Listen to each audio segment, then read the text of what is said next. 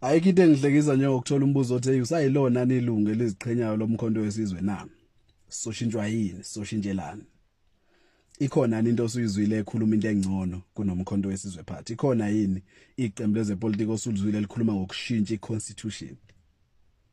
Likhona yini iqembu osulizwile likhuluma ngokuthi abantu abamnyama kumele babe ingxenye yabantu abacontrol ama means of production? Likhona niqembu osulizwile likhuluma ukuthi nathi kumele sibe ingxenye noma sihlale etafuleni elidetermine i-cost of living? Bakhona nosubazwile bekhuluma ukubuyisa isithunzi sabantu abamnyama sibuyele ebantwini abamnyama na? Uma kungekho sisoshintshelana yini ezosishintsha? Umkhonto wesizwe party remains the most relevant political party at this present moment. Ayikhenye. And ubaba uPresident uJacob Zuma remains the most relevant political leader ngalesikhathi. Sinike izinto eziprovayo ukuthi MK party ayimele interest yabantu ezibambekayo mase siyashintsha. Sinike izinto eziprovayo ukuthi ubaba uPresident uJacob Zuma akamela abantu mase siyaqala simbuke ngenye indlela. Okwamanje akekho omunye ommechayo. Ingakho ke sisupporta ivision kaBaba uMsholozi. Kusasa siyohlangana la. Sisayihamba siyoyisupporta soze singene lesiyofika khona. Asina ndaba. Noma bengayizondi MK sofa life khona.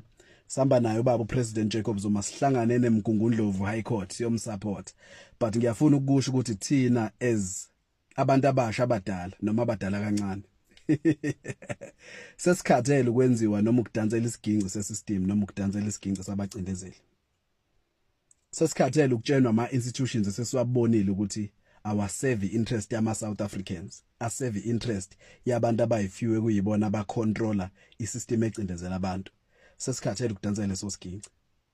So kuzomela abantu abadala babuye basicabangele because thina sinayo ngeke sibe naleso snake. Asikwazi njalo kuloko esihamba amacala esiwabona athi awekho. Yebo? But ke as disciplined ground forces of the MKP solalela okwamanje. But ngiyafuna ukuthi sesikhathele sizofika isikhathi la esizofuna khona ukuyilungisa ngendlela yethu. And siyazi ukuthi ukuyilungisa ngendlela yethu kuzoqala kungabi mnandi kona wonke umuntu. Siyafuna kodwa ukusifaka leso sixwayiso ukuthi sikhathele because akumnandi kuloko esihamba kuba ngabe si entertained ngokuthi silo sihamba amacala esiwabona athi awathi shuku. But ke kusasa sihlangane la.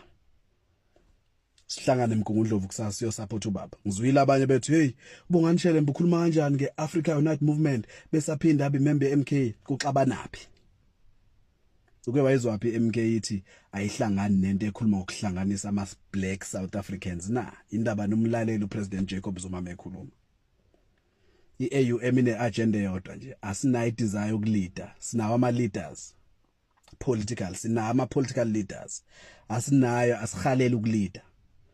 But inhloso yethu ukuthi because iMKP kumele remain diplomatic as a political party thina sakhenya into esizowenza noma yini ukuthi siyibulala isystem because siziprovile ukuthi ayilungiseka ayamendeka ayifixeki ayirepaireki ifuna ukudestroy umsebenzi wethu iloyo thina. Eduma sesuqedile bofika bahole kuyibona bona bathathe over balibusa ilizwe ngendlela ekufanele libuswe ngayo. Iyona inhloso yethu ke le. Angifuni ukulanda sihlangane la kusasa. Uma ufikile la siyozixoxa lezi zinto bukhoma ukuze uyeke ukuloko ubona amanye ama revolutionary njengezitha zakho but ubona abantu ekufanele usebenzisane kanye nabo ukuzama ukulungisa because i-revolution akusiyona i-event, i-revolution i-process. Wonke umuntu kumele adlale irole yakhe la ikhona. Sikufundiswe umkhonto wesizwe lokho. Sikufundiswe ubaba uPresident uJacob Zuma.